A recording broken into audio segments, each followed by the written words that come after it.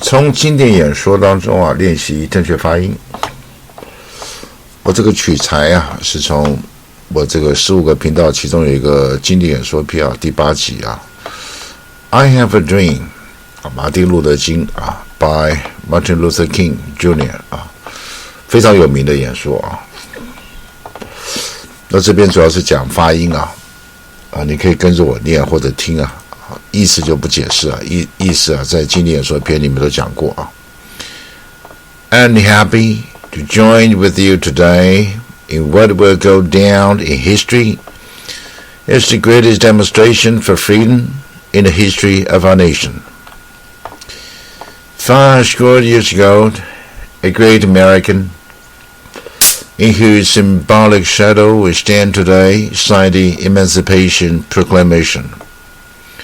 This momentous decree can as a great beacon light of hope to millions of Negro slaves who had been seared in the flames of withering injustice. It came as a joyous daybreak to end a long night of their captivity. But 100 years later, the Negro still is not free. 100 years later, the life of Negro is still sadly crippled by the manacles of segregation and the chains of discrimination. 100 years later, the Negro lives on a lonely island of poverty in the midst of a vast ocean of material prosperity. 100 years later, the Negro is still languishing in the corners of American society and finds himself an exile in his own land. So we have come here today to dramatize the shameful condition. In a sense, we have come to our nation's capital to cash a check. When the architects of our republic wrote the magnificent words of the Constitution and the Declaration of Independence, they were signing a promissory note to which every American was to follow here.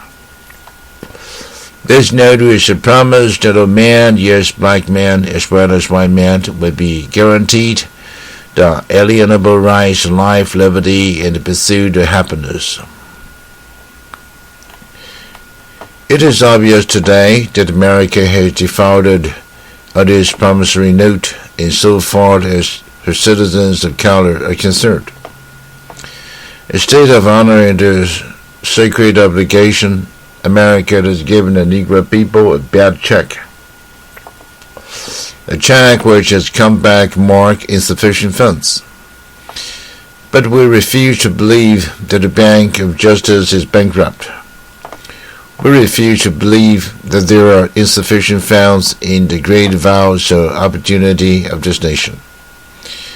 So we have came to cash a check that will give us the power to demand the riches of freedom and the security of justice. We have also come to this hallowed spot to remind America of the fierce urgency of now. This is no time to engage in luxury of cooling off or to take the tranquilizing drug of gradualism. Now is the time to make real the promises of democracy. Now is the time to rise from the dark and desolate valley of segregation to the sunlit path of racial justice. Now is the time to lift our nation from the quicksands of racial injustice to the solid rock of brotherhood. Now is the time to make justice a reality for all of God's children.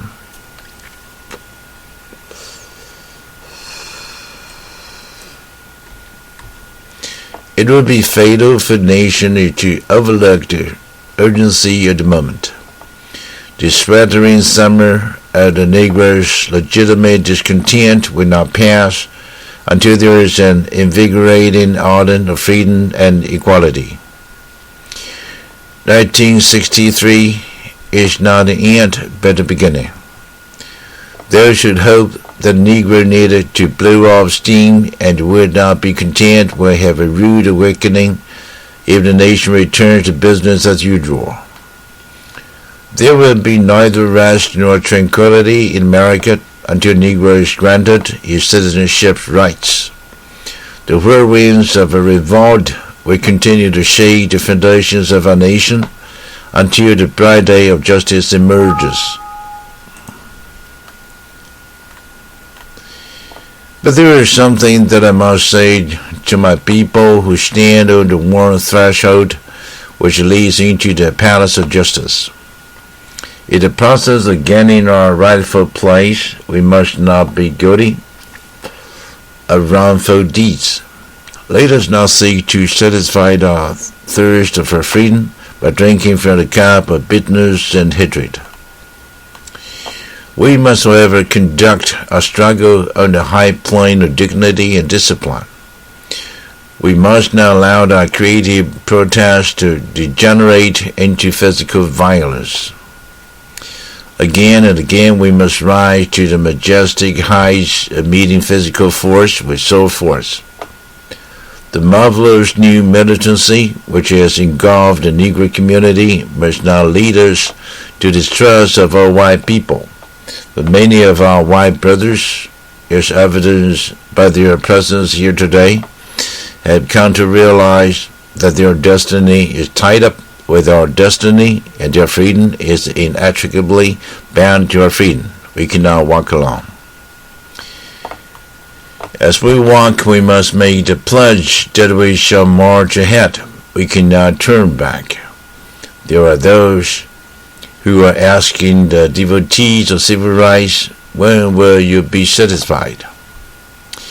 We can never be satisfied as long as the Negro is victim of the unspeakable horrors of police brutality.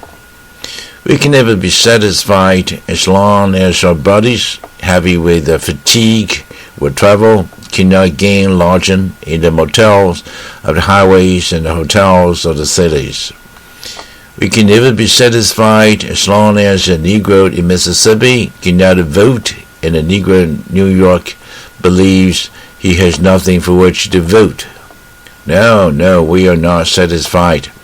And we will not be satisfied until justice rolls down like waters and righteousness like a mighty stream. I'm not unmindful that some of you have come here out of great trials and tribulations. Some of you have come fresh from narrow jail cells. Some of you have come from areas where you were crushed for freedom, left you battled by the storms of persecution and staggered by the winds of police brutality. You have been the veterans of creative suffering. Continue to work with the faith that our earned suffering is redemptive. Go back to Mississippi, go back to Alabama, go back to South Carolina, go back to Georgia, go back to Louisiana, go back to the slums and ghettos of our northern cities, knowing that somehow the situation can and will be changed. Let us not wallow in the valley of despair. I say to you today, my friends, so even though we face the difficulties of today and tomorrow, I still have a dream. It is a dream deeply rooted in the American dream. I have a dream that one day this nation will rise up and live out the true meaning of its creed. We hold the truth to be self-evident that all men are created equal.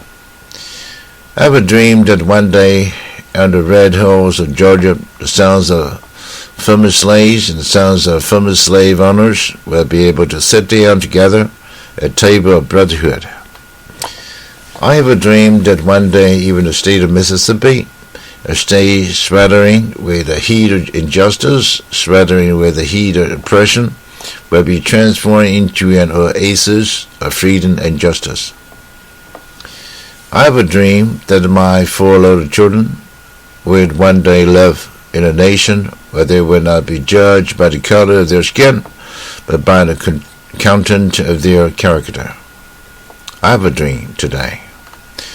I have a dream that one day down in Alabama, with its vicious resist, with its governor having his lips dripping with the words of interposition and notification, One day right there in Alabama, little black boys and black girls will be able to join hands with little white boys and white girls, your sisters and brothers. 我们分上下两集念完，上集念到这里。